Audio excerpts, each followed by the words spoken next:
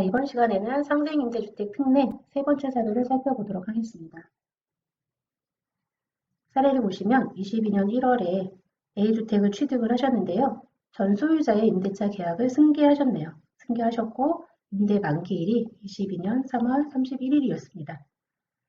자, 만기가 된 다음에 22년 4월에 임대차 계약을 갱신을 했는데요. 이때는 임대인이 LH였고요. 그리고 입주자는 청년 전세 임대 해당자가 입주를 하셨습니다. 임차인은 LH였지만 실제로 입주하시는 거는 청년 전세 임대 해당자가 입주를 하신 이런 상황인 거네요. 자, 그리고 24년 4월, 2년이 지난 후에 이 LH와 임대차 계약을 재갱신할 예정이라고 하십니다. 자, 22년 4월에 체결한 그 임대인, 임차인, 입주자 이 3자 간 임대차 계약을 직전 임대차 계약으로 볼 수 있냐라는 거죠. 직전 임대차 계약에 해당이 되는지. 자, 먼저 살펴보면 22년 1월에 취득하면서 승계받은 임대차 계약은 이거는 승계받은 임대차 계약은 취득 시 승계받은 임대차 계약은 직전 임대차 계약에 해당되지 않는다라고 말씀을 드렸죠. 이거는 해당되지 않고요. 22년 4월에 이게 만료가 되면서 이분이 갱신권을 사용을 하신 모양이죠. 그래서 22년 4월에 임차인이 LH인데 이 LH와 다시 임대차 계약을 갱신을 한 이런 상황이시네요. 자, 22년 4월에 갱신된 이 임대차 계약이 직전 임대차 계약에 해당이 되는지 이 부분을 살펴보려고 하는데요. 자, 임차인이 지금 LH네요. 그리고 입주한 사람은 입주인은 청년 전세 임대에 해당하시는 분이 입주를 하셨습니다. 자, 이런 상황에서 이제 보통 이제 3자 간 임대차 계약을 작성을 하게 되죠. 임대인하고 이렇게 해서 이게 직전 임대차 계약에 해당이 되느냐, 즉 임차인이 개인이 아니어도 인정이 되냐라는 문제예요. 이 부분에 대해서 상생임대주택 특례에서 임차인이 반드시 개인이어야 한다라는 요건은 없습니다. 이런 요건은 없고요. 상시 주거용으로, 즉 주택으로 임대할 것을 전제를 하고 있을 뿐입니다. 자, 주택으로 임대를 해라라는 거고요. 지금 주택으로 임대를 하고 있는 거죠. 자, 따라서 이 소유자가 상생임대주택 요건을 다 갖춘 이 주택을 법인에게 임대하고 그 법인이 그 주택에 상시 주거 용도로 뭐 사택, 직원들 사택이나 뭐 임직원 사택으로 이렇게 사용하는 경우에는 이 주택에 대해서 상생임대주택 특례를 규정을 적용할 수 있다라는 거죠. 정리를 하면 상생임대주택에서 임차인에 대해 개인이어야 된다라는 요건은 없다는 거. 그래서 이게 법인이어도 되고 그리고 국가기관이어도 상관이 없는데 단 여기에 실제로 주거를 하시는 분이 주거용으로, 주택용도 상시 주거용으로 사용하셔야 된다라는 부분이죠. 자, 이렇게 상시 주거용으로 사용한 경우라면 뭐 그 법인이어도 상관이 없다라고 했는데 임차인이 법인인 경우에 나중에 우리가 상생임대주택 특례는 그냥 되는 게 아니고요. 특례 신청서를 양도하면서 특례 신청서를 제출을 하는데 이때 상생임대차 계약서하고 직전 임대차 계약서를 같이 첨부해서 제출을 해야 돼요. 근데 임차인이 법인이면 이 법인이 개인 주거용으로 사용을 한 건지 아니면 사실상 업무용으로 사용한 건지 알 수가 없죠. 자, 그래서 사실상 사택으로 사용하고 있다는 걸 내가 입증하기 위한 자료가 필요한데요.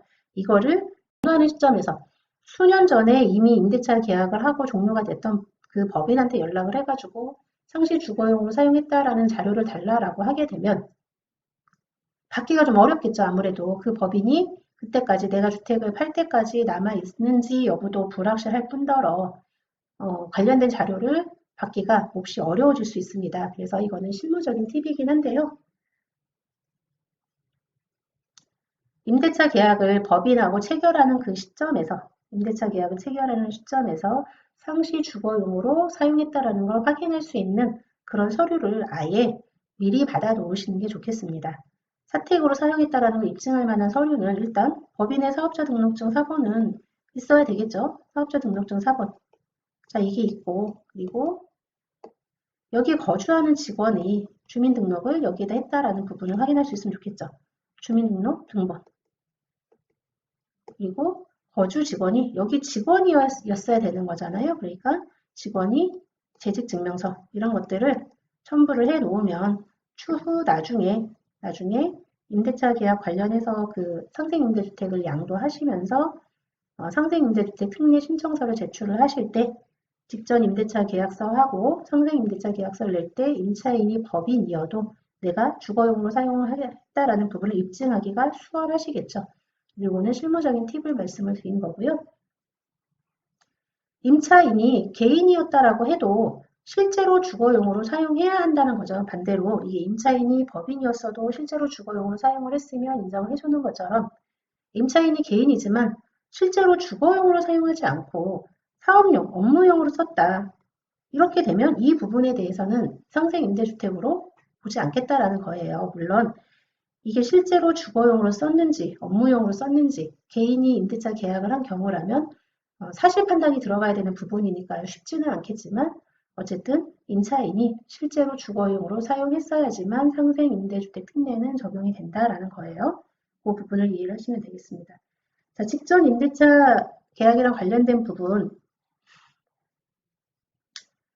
자, 1년 6개월 이상, 1년 6개월 이상 임대 기간이 1년 6개월 이상이어야 되는 거고요. 지금 보니까 2년이 지나고 난 다음에 임대차 계약을 재갱신한다고 그랬잖아요. 주택을 취득한 후에 지금 새롭게 체결한 이 임대차 계약, 직전 임대차 계약에 해당이 되고 그러면 이제 이 새롭게 체결한 이 재갱신된 이 부분이 상생임대주택에 해당이 된다면 임대차 계약에 해당이 된다면 그러면 상생임대주택으로 봐서 비과세가 되겠죠. 상생임대차 계약의 요건은 직전보다 5% 이내로 인상해야 된다라는 거죠. 동일하게 같은 적게 가는 건 상관이 없는데 만약에 인상을 한다라고 하면 그 인상률은 5%를 넘으면 되지 않는다. 보증금하고 월세 다 포함된 개념이고요. 그리고 임대 기간은 2년 이상이어야 한다라는 부분이고요.